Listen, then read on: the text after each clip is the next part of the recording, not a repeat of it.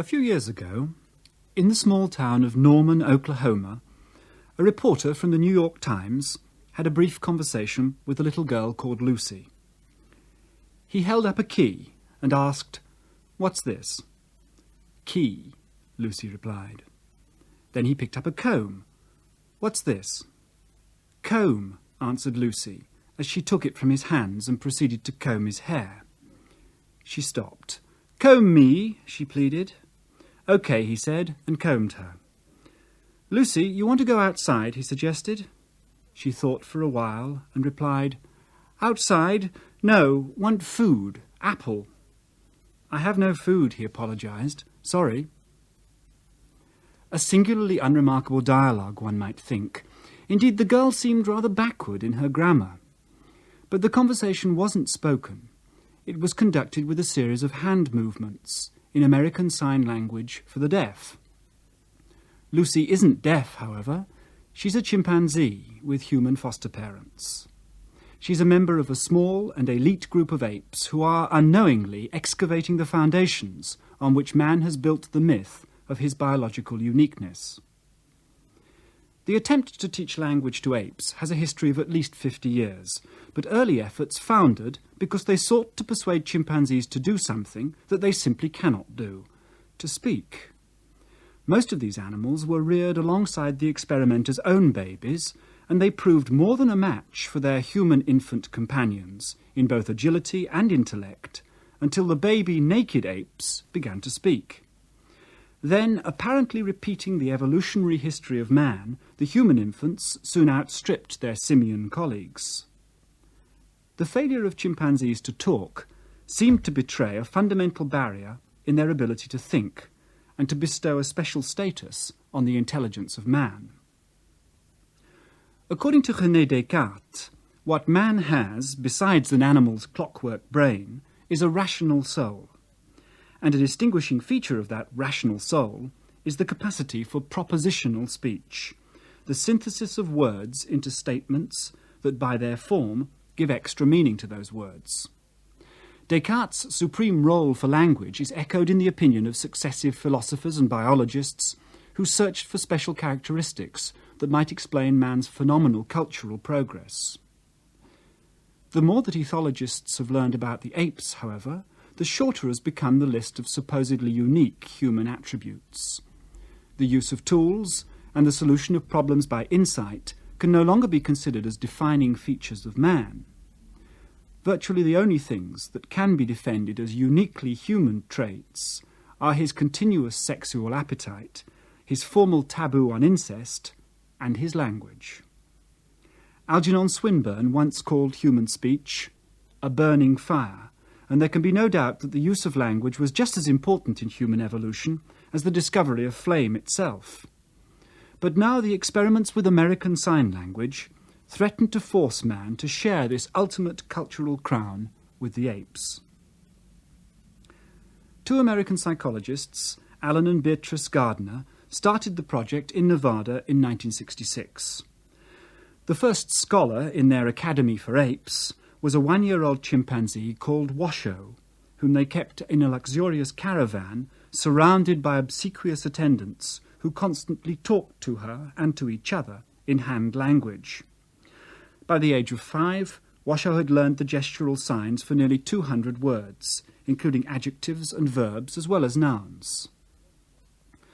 But words alone don't make propositional speech. Were the words made into the flesh of a genuine language? Did Washoe manipulate her manual lexicon within the framework of a true grammar? That question is still being fiercely contested amongst professional linguists, but I think that the evidence is overwhelming that Washoe has acquired a language, primitive but not fundamentally different from our own. First, consider the nature of words themselves. Each spoken language consists of a relatively small number of distinguishable sounds called phonemes, usually about 40 or 50 of them, like the ch and the p in chimpanzee. The first thing that a legitimate language must do is to use units like phonemes in combination to generate a potentially infinite variety of words. There's no certain evidence at the moment that any natural animal communication systems, bird songs, insect dances, or the individual smells of mammals, for instance, have the richness created by arbitrarily combining elementary signals into a multitude of meanings. Now, Washoe and Lucy, the chimpanzees who can talk with their hands, were never expected to create their own meaningful gestures from a combination of meaningless fragments of movement, any more than a child learns phonemes and then synthesizes words. And yet these chimpanzees have spontaneously invented a few signs of their own, suggesting that they understand the principle of combining gestural phonemes. Washoe, for example, signalled for her bib by drawing its outline on her chest. This is in fact the correct sign for bib in American Sign Language, though the gardeners didn't know it at the time. Lucy also uses a kind of gestural onomatopoeia in her invented word for the halter that she has to wear during walks. She mimes the act of putting on the leash, and often precedes it by the gesture for dirty, just to indicate her disgust at having to wear it. Even more interesting is the way in which Washoe and Lucy couple their limited stocks of words together to manufacture new ones. According to Lucy, a watermelon is a drink fruit, or a candy drink, and a strong radish is cry hurt food. And even though she's been taught a single gesture for refrigerator, Washoe prefers to call it an open food drink. Is this true linguistic resourcefulness approaching the human use of language to classify phenomena and hence to comprehend the world? Perhaps. It's certainly more than the pairing of a response with an object or picture. But skeptics might still say that these apes do nothing more than perform associations like one of Pavlov's dogs or Skinner's rats. A word used by a man is much more than a label attached to a particular action or thing. It's the product of a cognitive analysis in which things are recognised as members of classes. Think how difficult it would be to explain to a visitor from space just why four-legged animals that bark, that have fur and that wag their tails are usually called dogs. And then why it is that not all animals we call dogs have exactly the same kind of fur, why some dogs don't bark and why others have no tails. Each time that we say, "I see a dog," we're performing an exercise in logic of staggering complexity. The immediate characteristics of the object we see are checked against the salient common features of all previously encountered dogs in our internal model of dogginess. Words, then, are general postulates derived through specific examples. They're the result of powerful inductive reasoning. But they have deductive consequences with predictive force. Thus they're used to classify objects that have never been experienced before and to deduce the expected properties and actions of objects. Just as the deductive consequences of a scientific hypothesis predict the outcome of particular experiments, so words are theories about objects. The capacity to use words to classify and hence to prophesy must have been of immense value in man's struggle to understand and ultimately to control his environment.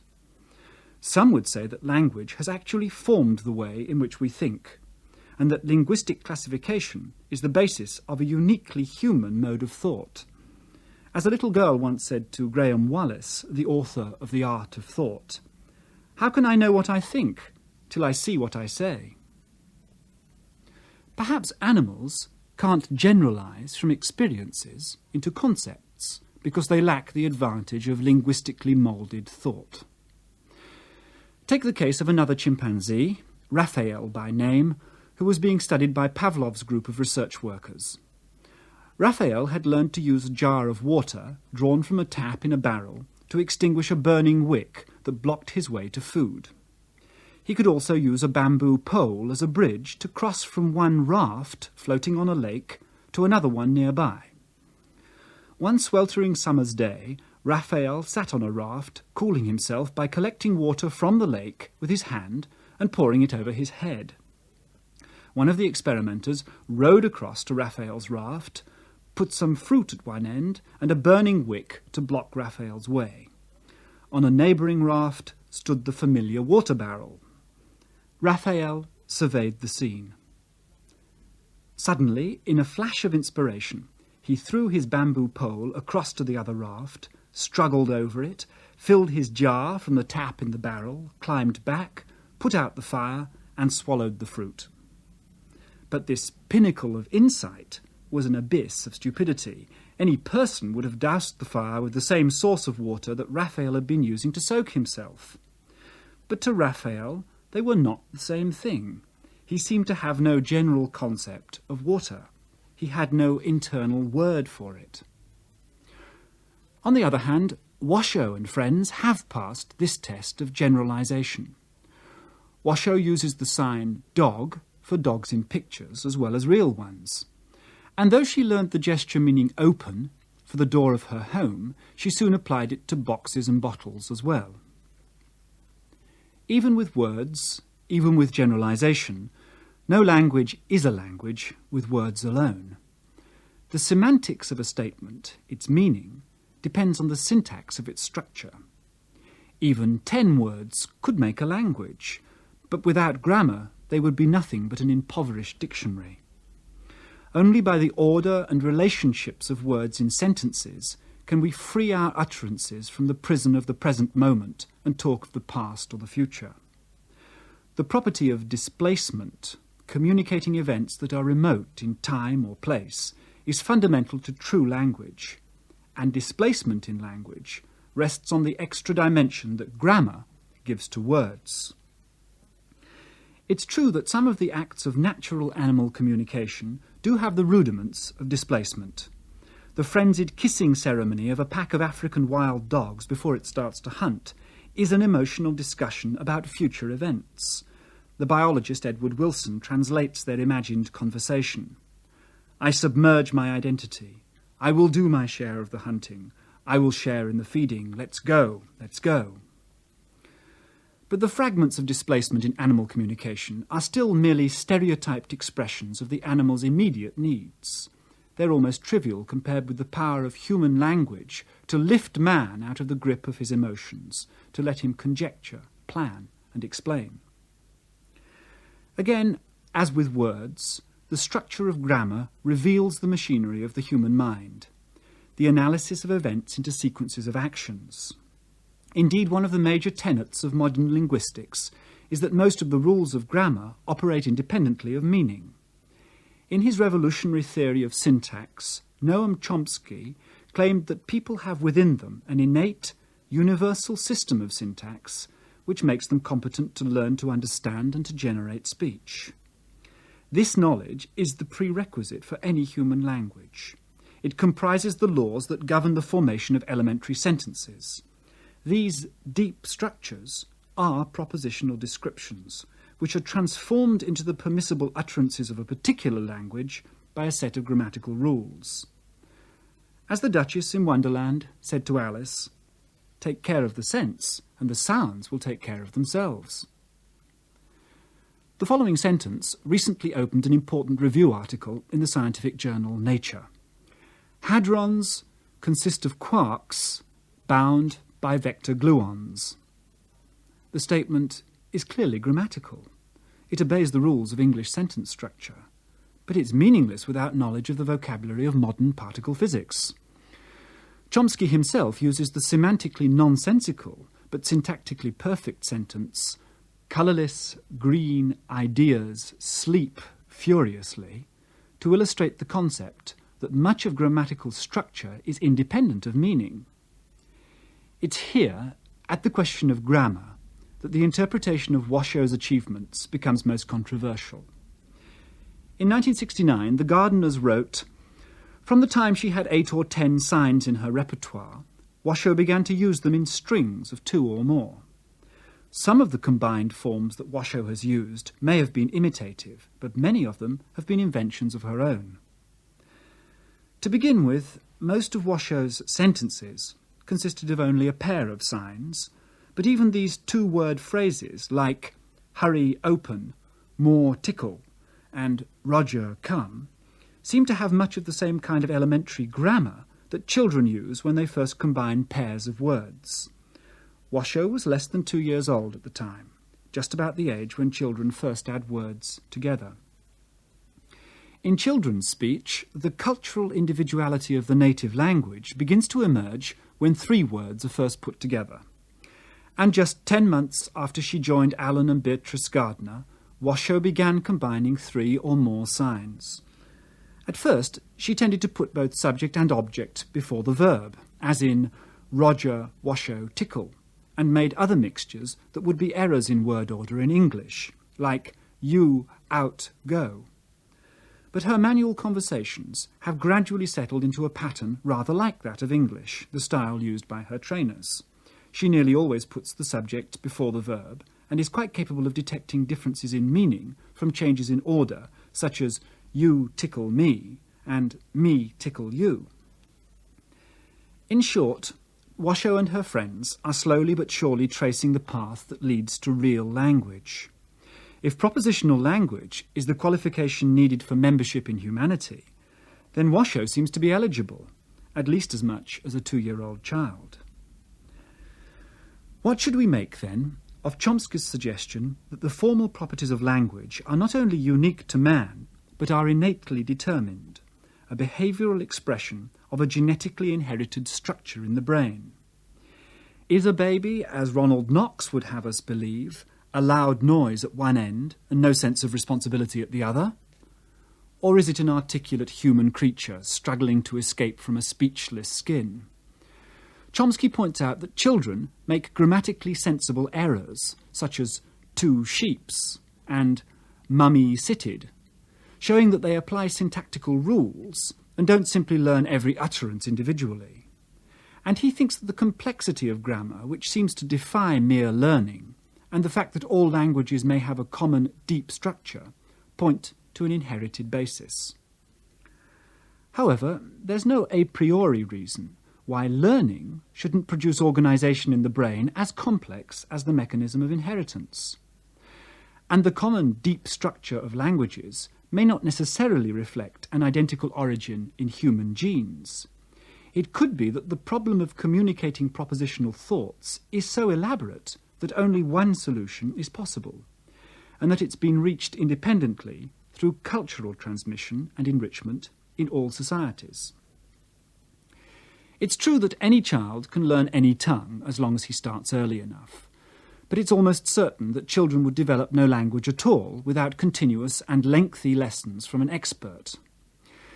There is, in fact, a critical period during which an infant's developing brain is able to master by experience the skill of talking. If he has no contact with speaking people before the age of about 7 years old, a child will have the greatest difficulty in learning language later on. In classical imperial Japan, an infant wasn't considered to be human until it was 7 years old, and could be abandoned by its parents with impenitence and without fear of retribution. How remarkably Cartesian this custom seems. Not until a child had passed through the critical time for acquisition of language was it truly a human being. Again, damage to the brain almost never causes irreversible loss of language in a child still within the critical age. But sadly, irremediable loss is a common consequence of brain injury in adults. The clinical study of language began in earnest with a remarkable piece of scientific prediction. At a stormy meeting of the Société d'Anthropologie in Paris on the 4th of April 1861, Simon Aubertin announced his conviction that the power of speech is localized in the frontal lobes of the cerebral hemispheres. His own clinical evidence was slight, but he predicted that any patient who had lost the power of speech, though not the ability to understand it, would be found, if his brain were examined, to have damage or degeneration in the frontal lobes.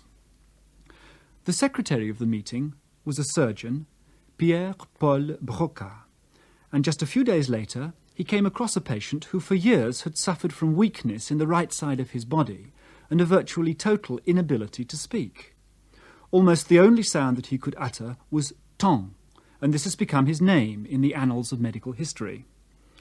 Ton died on the 17th of April, 1861, and Broca immediately carried out a post-mortem examination. The very next day he reported the result to the Société d'Anthropologie. Aubertin's premonition was substantiated. The frontal lobes of Tan's brain had degenerated severely. 2 years later, Broca had seen several more cases, and he wrote, "Here are 8 instances in which the injury was in the posterior third of the third frontal convolution, and the most remarkable thing is that in all the patients the injury was on the left side. I do not dare draw conclusions from this. I await new facts." The conclusion that Broca didn't dare to draw is the one that is now widely accepted.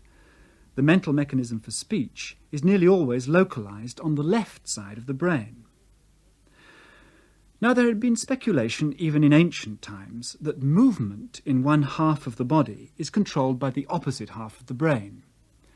Tan's right-sided muscular weakness was due to the degeneration that affected the motor area in his left frontal lobe.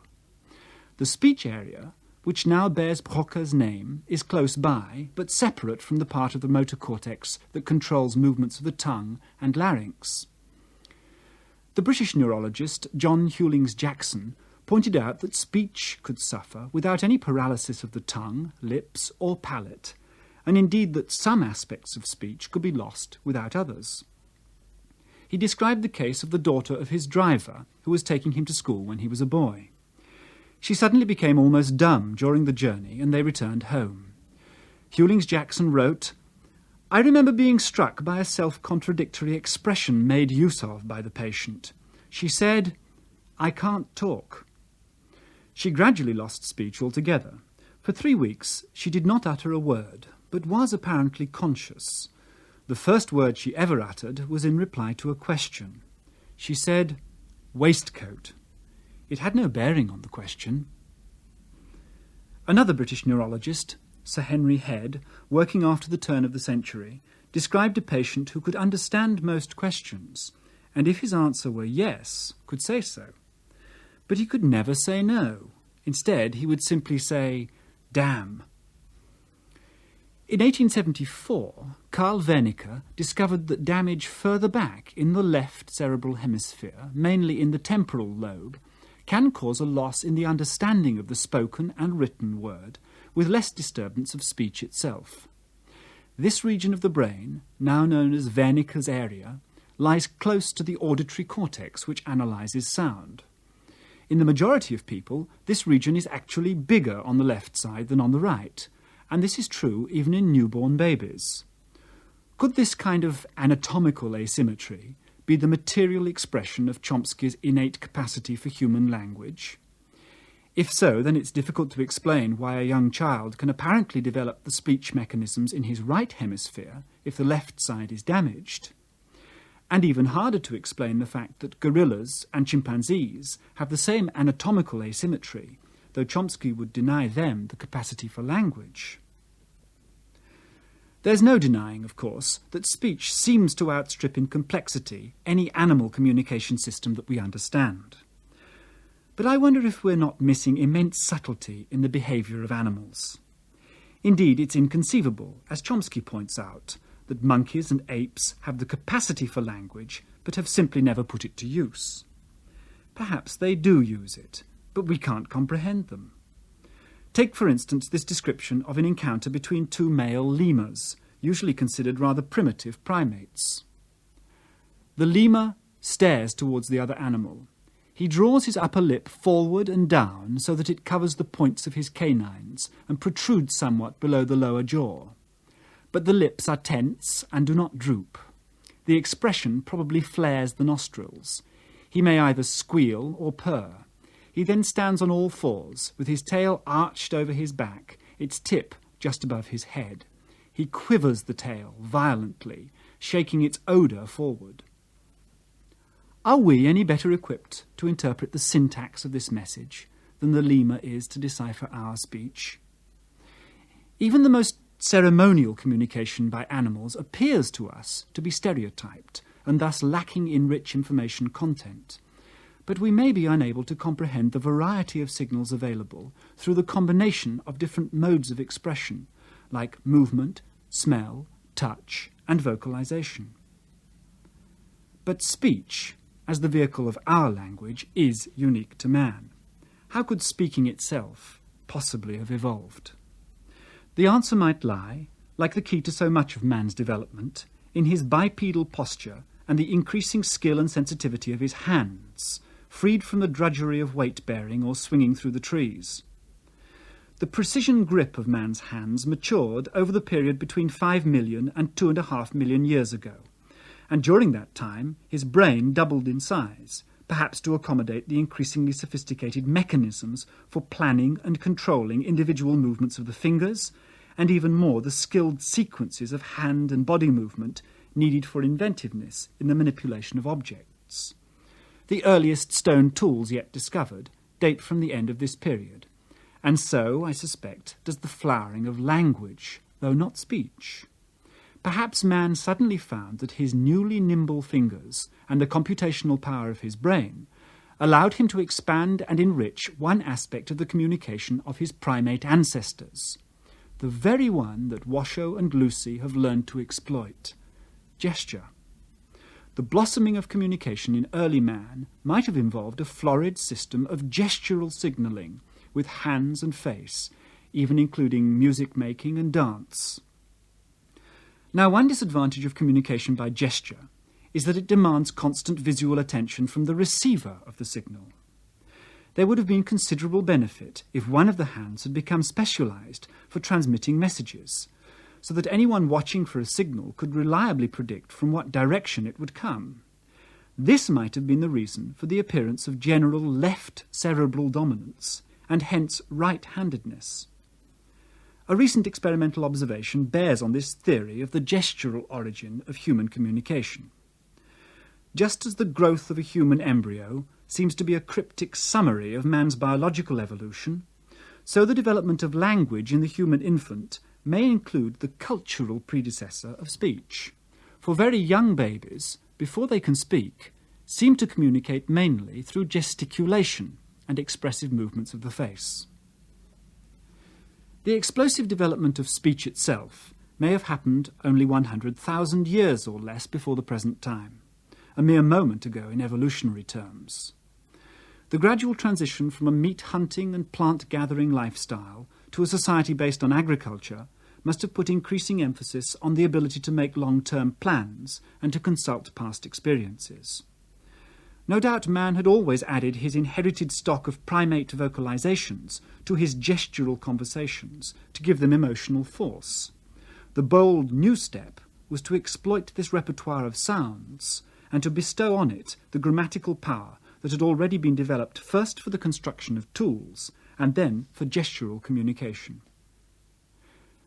There are several legendary tales of the search for the origin of man's language.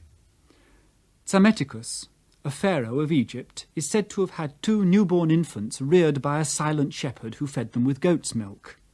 According to the tale, they taught themselves to say the word bekos, which Psammetichus discovered was the Phrygian word for bread. James IV of Scotland is supposed to have done a similar experiment, and his pair of bairns came out speaking good Hebrew. But the most convincing story of all is of the Mughal emperor Akbar Khan, who interned 12 babies with dumb nurses in a castle 6 leagues from Akbar's capital of Agra. When the children were 12 years old, wrote the Jesuit Father Catrou in 1705, he had them brought before him and collected in his palace men skilled in all languages. When, however, the children appeared before the emperor, everyone was astonished to find that they did not speak any language at all. They had learnt from their nurses to do without any, and they merely expressed their thoughts by gestures, which answered the purpose of words. Perhaps Akbar's 12 infants had discovered the true origin of human language. In my final lecture, I shall consider the motives of brain research and the benefits and dangers that lie in the future of this science.